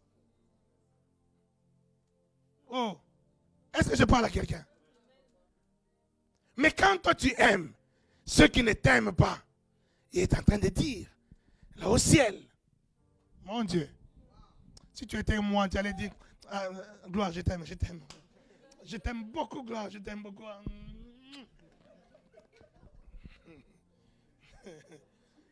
parce que là, du coup, j'ai une récompense. Alléluia. Ça veut dire que tu vas développer un amour. Parce que non seulement tu vas aimer les gens, parce qu'il faut aimer les gens, parce que même les aimer a une récompense au ciel. Est-ce que tu comprends cela? Arrête. Moi, lui, il m'a dit ça. Non, il m'a fait ça. Non, non, moi, je ne l'aime pas. Arrête, arrête, arrête. S'il te plaît. S'il te plaît. Au ciel, là, tu es en train de faire quoi? Attends. Attends. On était où? À quel verset, là? Verset 56. Verset 47, il dit? Et si vous saluez seulement vos frères, que faites-vous d'extraordinaire? Si vous saluez seulement vos frères, tu salues que ceux qui sont tes frères. Qu'est-ce que tu fais d'extraordinaire? Les païens aussi. Les païens aussi le font. Hein? Soyez donc parfaits comme votre Père Céleste est parfait. Est-ce que vous comprenez? Ça veut dire qu'il y a des actes que nous devons poser. Et ces actes-là que tu poses ont une récompense au ciel. Quand tu ne salues que ceux qui te saluent, tu ne salues que ceux qui te pensent qu'ils t'aiment, ceux qui ne t'aiment pas, toi aussi tu ne salues pas. Il ne m'a pas salué, moi aussi je ne salue pas. Il m'a toisé, moi je ne te salue pas. Tu me toises, je viens, je t'embrasse. Tu me repousses, je viens, je t'embrasse. Je dis, moi là, toi tu me repousses, mais moi je viens prendre ma récompense. Je t'aime ma soeur. Non, qu'est-ce que tu veux? Je t'aime ma soeur. Je m'en fous, moi je t'aime ma soeur. Oh. Vous ne savez pas être violent. Hein? Vous ne savez pas être violent. Vous ne savez pas être violent. Vous ne savez pas être violent. Un jour, quelqu'un m'a dit, il dit, mais ou alors cette histoire que tu me racontes, c'est faux, ou tu es un hypocrite. Je dis, mais attends. Je dis, mais pourquoi tu dis... Il dit, non, c'est pas possible. Ce que tu m'as raconté là, qu'un tel t'avait fait, mais tel que je te vois tous les jours avec lui, comment tu parles avec lui, comment même tu le défends. Ou alors c'est faux cette histoire que tu m'as racontée, ou alors tu es un hypocrite. Mais ce que la personne ne savait pas, que je le fais sincèrement et j'ai ma récompense. Si je ne le fais pas sincèrement, je peux discuter, je peux camoufler. Rien ne sera camouflé au scanner. Le feu là, rien n'échappera au feu. Au feu, c'est la sincérité de ton cœur qui sera jugée au feu. Tu vas camoufler au pasteur, tu vas camoufler aux sœurs, aux frères, mais tu ne camoufles pas cela devant le feu du ciel. Le portique du ciel là. Ça ne laisse passer rien du tout. Alléluia. Alors, bien-aimé de Dieu, quand des gens disent, ah, moi j'étais mort, après j'étais au ciel, et puis je dis, Seigneur, laisse-moi rentrer. Et toi, c'est, non, mon Dieu, ça c'est menteur. Au ciel, et puis tu dis, laisse-moi rentrer. Tu es un menteur. Impossible. Impossible. Impossible. Une fois que tu as vu le ciel, tu ne voudras plus rentrer. Ce ciel-là que toi tu penses que tout le monde est en robe blanche là. Une fois que tu l'as vu, tu ne voudras jamais rentrer. Parce que c'est tellement incomparable. Tu n'as jamais vu rien de pareil. Même celui qui va à la lune, là, Saturne, c'est qui? Celui qui fait les études. Non, celui qui fait les... Musk, même les Elon Musk là, avec tout l'argent qu'il a là, avec tout ce qu'il a déjà vu ici sur la terre là, toutes les merveilles. Vous connaissez les 7 merveilles de la terre? les 7 merveilles de la terre. Va sur Google, 7 merveilles de la terre. Parce que tu ne connais même pas les merveilles. Mais il y en a 7. Tu n'as même jamais vu les premiers. Même celui qui a vu les 7 merveilles de la terre, quand il met un nez au ciel, plus jamais, il dit, plus jamais je retourne sur la terre. Plus jamais. C'est tellement merveilleux. Et au ciel, il y a une vie. C'est une vie de cité, une vie de ville, où il y a des quartiers, où il y a des avenues, où il y a celui qui a des petites maisons, des grandes maisons. Il y a tout, il y a des dirigeants, il y a ceux qui ont des couronnes, ceux qui n'en ont pas. C'est tout, c'est sa vie, sa vie. Ce n'est pas tristouné où tout le monde est en train de louer Dieu. Non, il y a une vie au ciel. La première mention de la récompense, c'est dans Genèse chapitre 15. Où Dieu est en train de dire à Abraham. Il dit, Abraham, après ces choses-là, il dit, après cela, Dieu dit à Abraham. Après quoi? Après que Abraham ait marché dans la foi. Après que Abraham ait marché dans l'obéissance. En fait, c'est l'image de dire, après que tu aies eu le salut, après que tu as marché par la foi et que le salut t'a été accordé, après cela, Dieu dit à Abraham, ta récompense sera très grande. Très grande. Et il ne parlait pas de la récompense de ce monde. Il parlait à Abraham de la récompense du ciel. Parce qu'après cela, il lui montre c'était quoi cette récompense. Il lui dit, mais la sort de ta tente, regarde les étoiles, est-ce que tu peux les compter? Voilà le nombre de ta descendance. Prends le sable, est-ce que tu peux compter le nombre de sables? Voilà. Mais ces choses, est-ce qu'Abraham les a vues ici sur la terre? Mais il les a vues. Il les a vues là au ciel. Sa récompense est très grande au ciel. Tous ces gens, tous ces enfants, tous ces juifs, et tout, quand ils meurent, ils rentrent dans les seins d'Abraham. Donc c'est lui qui les accueille tous là. Venez ici mes petits, venez ici mes petits. Par là mon petit. Par... Il vit c'est là où? Au ciel. La récompense, elle est certaine. C'est une espérance. Ce n'est pas une probabilité. Ce n'est pas un espoir. C'est une espérance, une certitude que je vivrai, que je serai père d'une multitude, que ma récompense sera très grande. C'est une certitude que ma couronne sera grande. Et cette certitude, je la bâtis ici-bas. Je la bâtis tous les jours. Tous les jours. J'ai une fierté, moi, de dire qu'il n'y a personne ici sur la terre que je peux dire que cette personne-là, je ne l'aime pas. Ça n'existe pas et ça n'existera jamais. Peu importe ce que tu m'as fait, que les gens me traitent de naïf, que les gens me traitent de je ne sais pas quoi, tout ce que vous pouvez me traiter par rapport à ça, moi j'ai travaillé mon cœur pour que mon cœur soit dans la certitude et mon cœur soit dans la sincérité. Je ne fais pas de l'hypocrisie. C'est une sincérité du cœur. Je te vois, je te fais des bisous et tout ça. Peut-être que dans ton cœur, tu sais que moi j'ai fait ça, papa. Moi j'ai dit du mal de papa. Et il le sait. Mais papa m'embrasse. Papa, il fait semblant. Je ne fais pas semblant. Je ne fais pas semblant. Je suis comme ça. J'ai appris à être comme ça. L'amour, c'est une décision. L'amour, ce n'est pas un sentiment. Si l'amour était un sentiment, Dieu nous aurait déjà rejetés il y a longtemps. Mais parce que Dieu a décidé de nous aimer, et il nous aimera toujours. Il a décidé de t'aimer, et il t'aimera toujours. Tu amènes bien.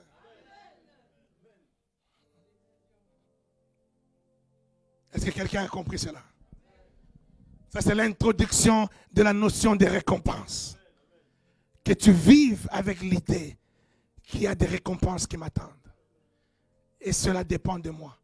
Ça ne dépend pas de Dieu, cela dépend de moi. Ta récompense sera grande. Applique-toi à servir Dieu. Et servir Dieu, ça ne se fait pas sans combat. Ce n'est pas un service qui se fait. Pourquoi le diable fait cela? Le diable veut combattre justement ta récompense. Le diable combattra ta récompense jusqu'à la dernière minute. Il fera tout pour que tu n'entres pas dans ta récompense. Il ne peut plus combattre ton salut. Il ne peut pas combattre ton ciel.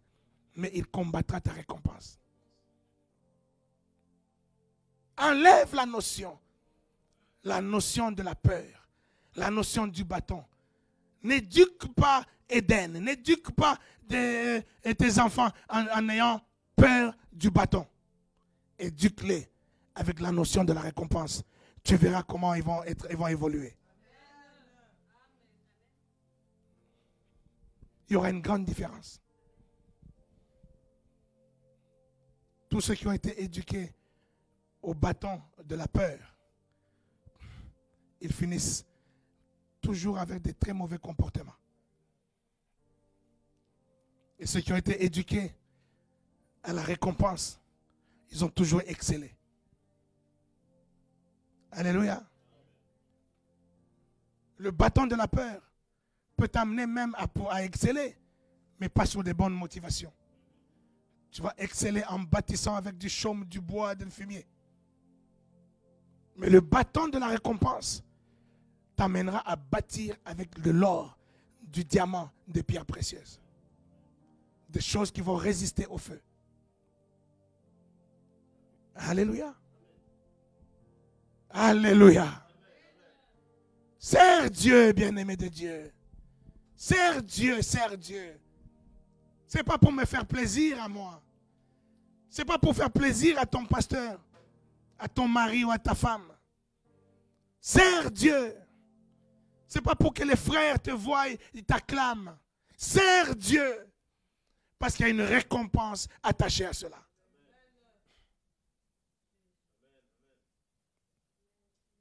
Est-ce que quelqu'un saisit cela? On a parlé dimanche dernier de l'alliance du service. Ce sont des choses de l'alliance du service. Dans l'alliance, une alliance a une promesse. Une promesse qui est une récompense attachée à l'alliance. Il y a des choses qui sont attachées à ton appel. Et il n'y a pas de compétition. Tu ne diras pas, ah, moi on m'a appelé à petit, donc moi ma récompense sera petit. Non. Ta récompense sera à la hauteur de ton appel. Tu obéis, ta récompense est très grande, même si ton appel est petit. Oh. Tout à l'heure, je disais, on t'a appelé à faire la musique, mais toi, tu veux devenir pasteur parce que le pasteur, tu as vu le pasteur l'acclamer, tout ça. Mais quand je dis ça, là, ce n'est pas pour toi. Parce que toi, tu vas servir Dieu.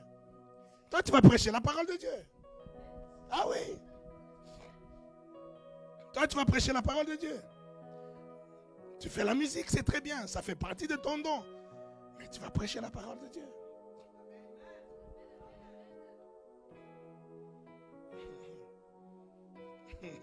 Et ta récompense dépend de cela. Oh. Mon Dieu. Si tu savais ce qui est dans ma tête. Ce qui est dans ma tête. Moi, j'ai un rêve. Moi, c'est pas pour rien qu'on m'appelle coach. C'est pas une appellation comme ça. Ça me plaît bien qu'on m'appelle coach. Parce que je sais que je suis un producteur. Et que Dieu m'en préserve. Que je ne fasse pas ce travail-là. Je dois faire ce travail. Ça, c'est ma mission. Avant que je quitte ce monde. Avant que je quitte ce monde. Je dois m'asseoir quelque part. En train de jubiler. De voir des gens bouger le monde. Des gens qui sortent de mes entrailles. des gens qui sortent de ma formation en train d'exploser le monde. Je vous dis que parmi vous, il y a des prophètes et pas les moindres. Tu ne l'as pas encore vu. Tu ne l'as même pas encore soupçonné. Mais cela sortira de nulle part. Tu ne comprendras pas. Tu ne comprendras pas. Tu seras en train de prêcher comme ça là. Paf. Et tu donnes des paroles précises. Paroles que moi-même je n'ai jamais données. Oh. Vous verrez ces choses.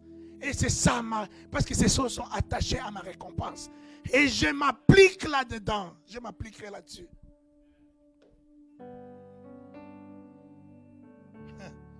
Moi, je ne suis pas de ceux qui parlent, mais ils disent, moi, mes enfants, après derrière, c'est eux qui essaient d'écraser les enfants. Non, ça, c'est pas moi, ça, c'est pas moi, ça.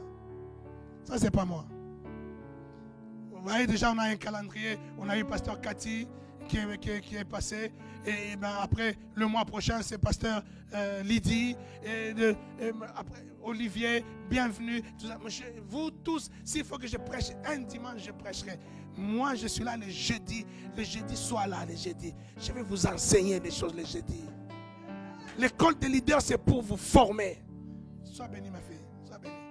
Reçois ta part. Je vous forme le jeudi, je vous forme en aparté. Je te parle, je t'explique des choses. Tu viens à moi, je t'explique. C'est ça ma part des choses. C'est ça la part du coach. Et toi, tu dois porter des fruits. Tu dois exploser ici, là. Et pendant ce temps, moi, je m'assois là. Toi, tu t'assois là-bas. Mais moi, je m'assois là. Pour t'acclamer. Est-ce que vous comprenez cela? Mawesh, tu comprends ces choses?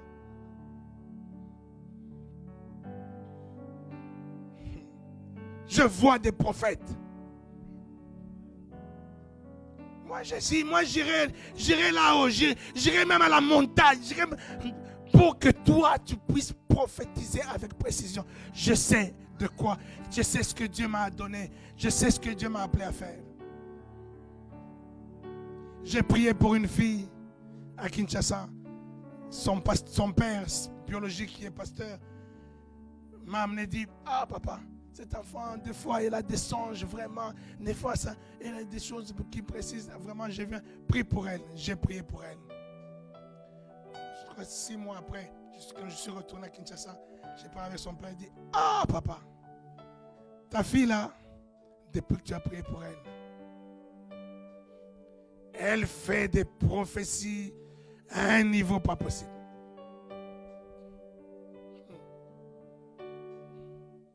Quand j'entends ça, je dis gloire à Dieu.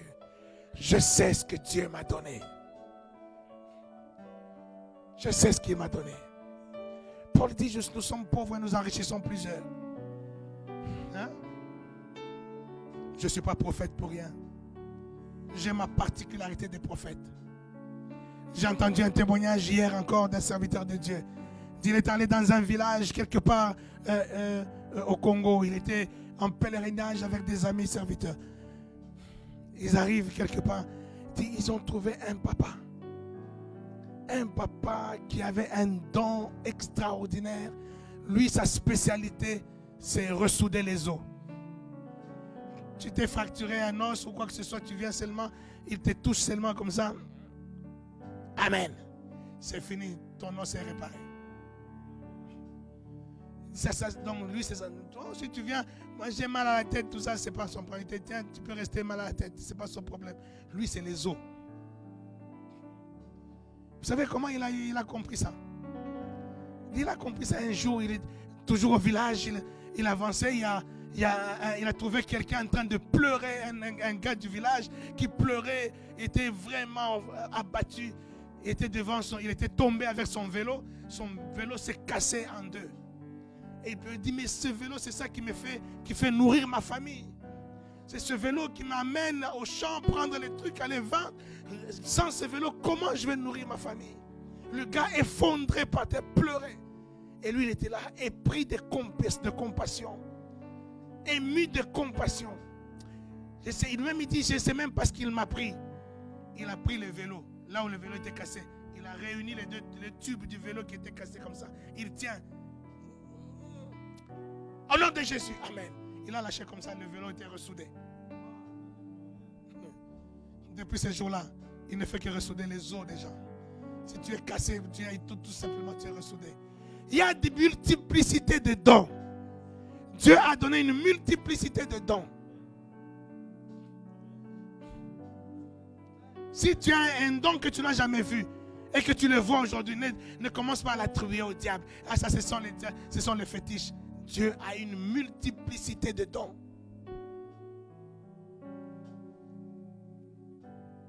D'ailleurs, je t'invite ce vendredi et samedi, il y a un homme de Dieu que j'aime beaucoup, que je respecte beaucoup, qui m'a aussi proposé de l'aider ou de participer à l'organisation d'un grand séminaire qu'il fait sur Paris, au millénaire, à Savigny-le-Temple, vous savez, la salle du millénaire, juste à la gare, juste à la gare de Savigny-le-Temple. Cet homme, c'est un des pères. C'est lui le père même de l'église de ERC, c'est-à-dire l'église du réveil du Congo.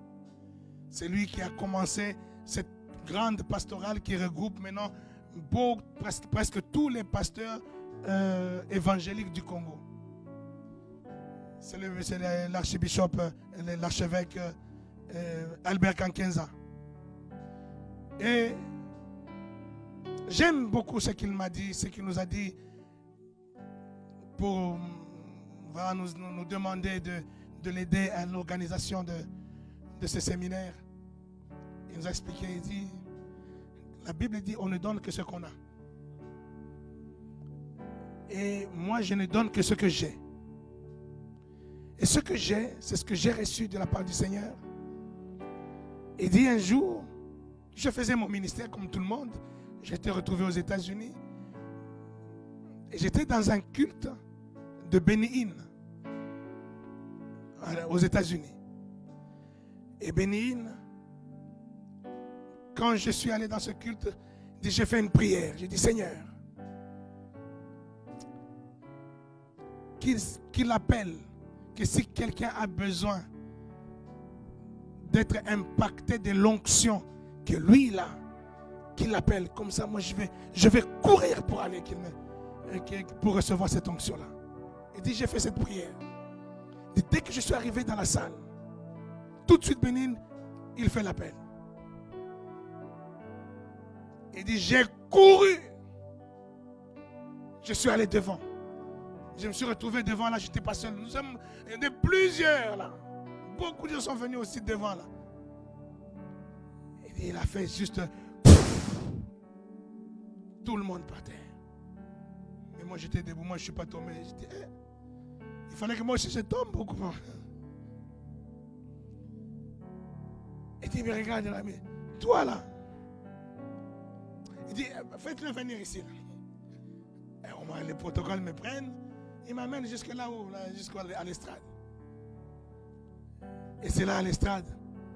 Il me tient simplement. Il dit, cet homme, il fera des choses comme moi. Et il me tient simplement. Je suis tombé, je me souviens comment je suis tombé. Et puis plus rien. Je me souviens plus de rien. C'est après qu'on m'a expliqué, qu'on m'a relevé, il m'a fait tomber. Au moins 7 fois. Je ne me souviens plus de rien. Depuis ce jour-là, dès que je touche quelqu'un, je lui transmets une onction moi-même, je ne comprends pas. Alléluia. Je disais, chacun a son don. Chacun a quelque chose à donner. Tu vas le juger par rapport à ça, par rapport, j'ai entendu tel témoignage, j'ai entendu ceci. C'est ton problème. Dieu n'est pas dans les témoignages des gens. Dieu est dans ce qu'il a mis en quelqu'un. Alléluia. Moi, je serai là. Si tu veux venir, j'aurai d'ailleurs besoin de au moins 3 protocoles que je vais mettre dans le service. Violaine, il faut que tu sois là déjà. Alléluia. Il faut respecter les onctions des gens et croire à ce que Dieu a mis en quelqu'un. Moi, je crois que quand je prie pour quelqu'un, les choses se font. Alléluia. Et je sais qu'il y a des spécialités. La spécialité de la grossesse, c'est moi. Ah oui. Ma fille, tu as ta grossesse, ma fille. Tu as ton bébé, ma fille. Parce que je t'ai déjà vu, je t'ai déjà vu. Je t'ai déjà vu. Je t'ai vu hier. Je t'ai vu conduire une grosse voiture. C'était une 4x4, une grosse 4x4. Et j'ai regardé pendant que tu conduisais, tu avais mis une écharpe. Et cette écharpe cachait un gros ventre. Mon Dieu, mon Dieu, mon Dieu. Reçois cela, reçois cela. Reçois cela, reçois cela. Reçois cela. Merci Seigneur, merci Seigneur. Merci Seigneur. Merci Seigneur. Chacun, on ne donne que ce qu'on a. Chacun a des spécificités. L'onction a des spécificités. Je bénis ma fille Lise. Je lève ma main. Et de là où elle est, qu'elle reçoive la restauration totale de sa santé. La restauration totale de sa santé. Parce que les bébés sont en bonne santé. Qu'elle aussi soit en bonne santé. Et qu'elle sorte de cet hôpital au nom de Jésus. Dis Amen avec moi. Ça aussi, je l'avais vu. Je l'avais vu. Le jour que Violaine m'a envoyé un message pour me dire que Lise est à l'hôpital, bizarrement, ce même jour, le soir, j'ai rêvé de quelqu'un qui était à l'hôpital, mais je n'avais pas vu le visage. Quelqu'un qui était à l'hôpital, qui avait un problème justement de grossesse, mais qui était à l'hôpital. Et on venait m'apprendre. Et c'était dans le son, c'était, je pense, Violaine même qui venait m'apprendre. Que papa, tu sais qu'un tel est à l'hôpital, tout ça. Mais je vois la personne de loin. Je vois, c'est comme si la personne est à l'hôpital. Mais moi, de là où je suis, je le vois à l'hôpital. Et je lui dis, ah, je suis vraiment occupé. Tiens, reçois. Et puis je suis parti. Et le lendemain, la personne est sortie.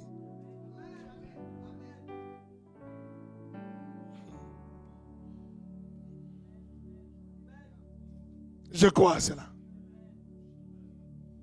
Je crois à cela. Est-ce qu'on peut se lever?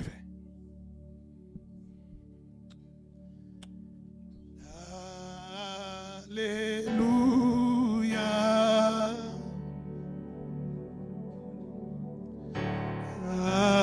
Alléluia. Tu es le Seigneur Dieu Tout-Puissant.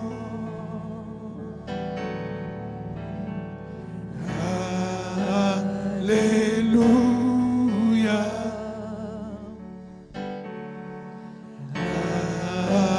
Alléluia. Tu es le Seigneur Dieu Tout-Puissant.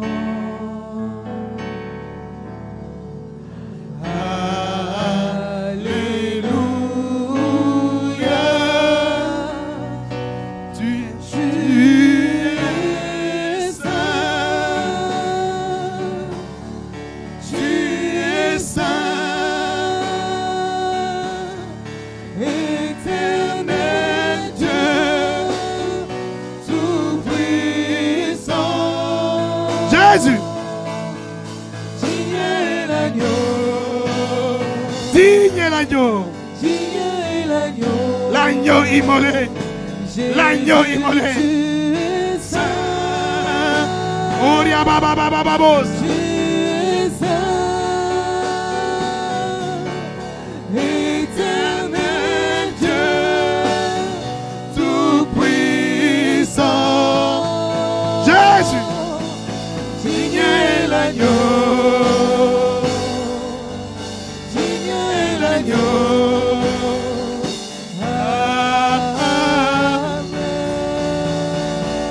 Commence à élever ton cœur. Commence à élever ton cœur.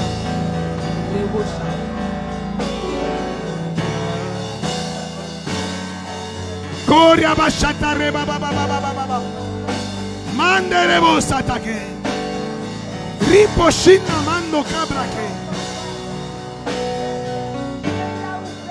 Seya braba baba baba bosa. Kembro taïta sotake. Jésus. Jésus. Jésus. Le Dieu qui guérit. Le Dieu qui restaure. Le Dieu qui bénit. Le Dieu qui sauve. Le Dieu de la récompense.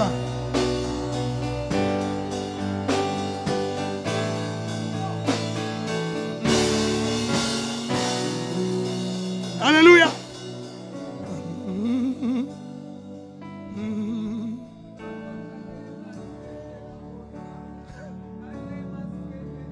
Koria brashata rebo satake. Yanna masata kabro.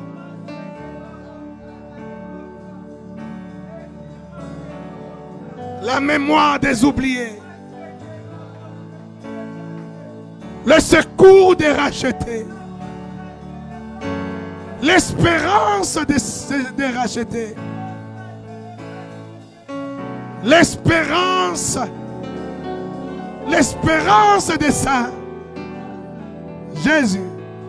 Jésus. Jésus.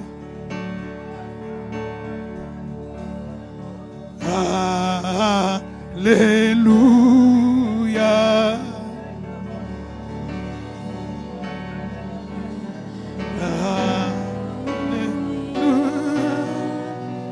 Tu es le Seigneur Dieu Tout-Puissant.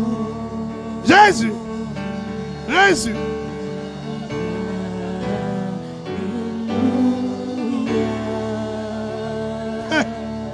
Jésus. Alléluia.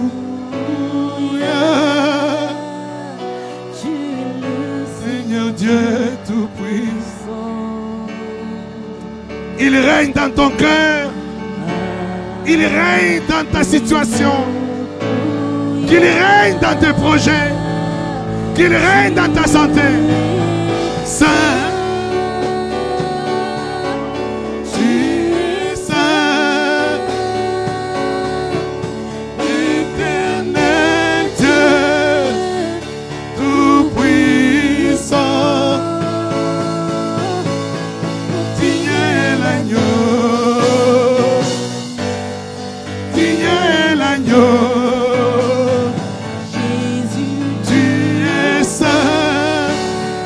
Saint Seigneur. Tu es saint, éternel Dieu, tout-puissant. Mon Dieu, digne est l'agneau, digne est l'agneau, digne est l'agneau, digne est l'agneau, digne est l'agneau, digne est l'agneau.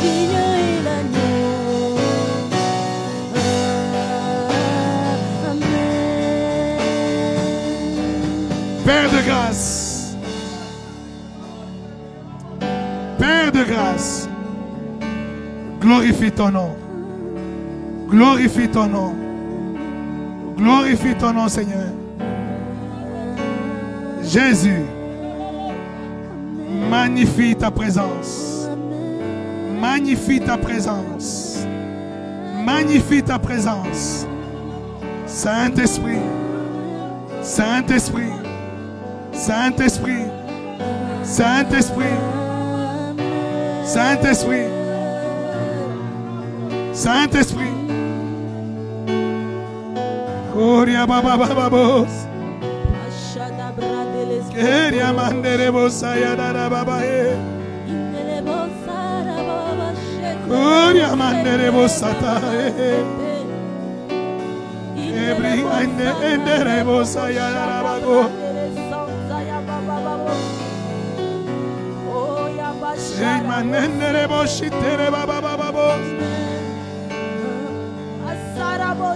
Jésus, Jésus, Jésus.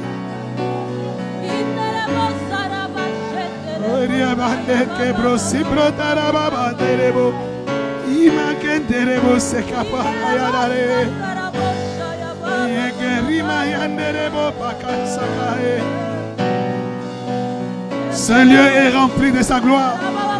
Ce lieu est rempli de sa lumière. Ce lieu est rempli de sa gloire. Jésus, Jésus, Jésus, Jésus.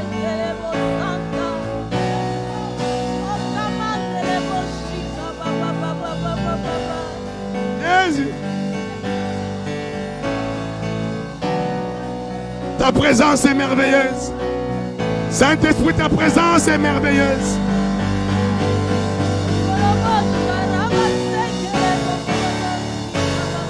Ta présence est douce, agréable. Merci Saint-Esprit. Merci Saint-Esprit.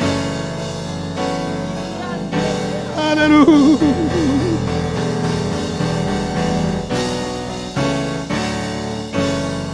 Alléluia.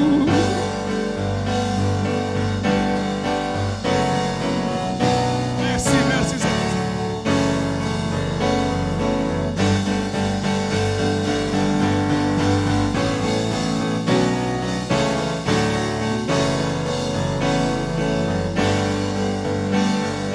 Merci Seigneur.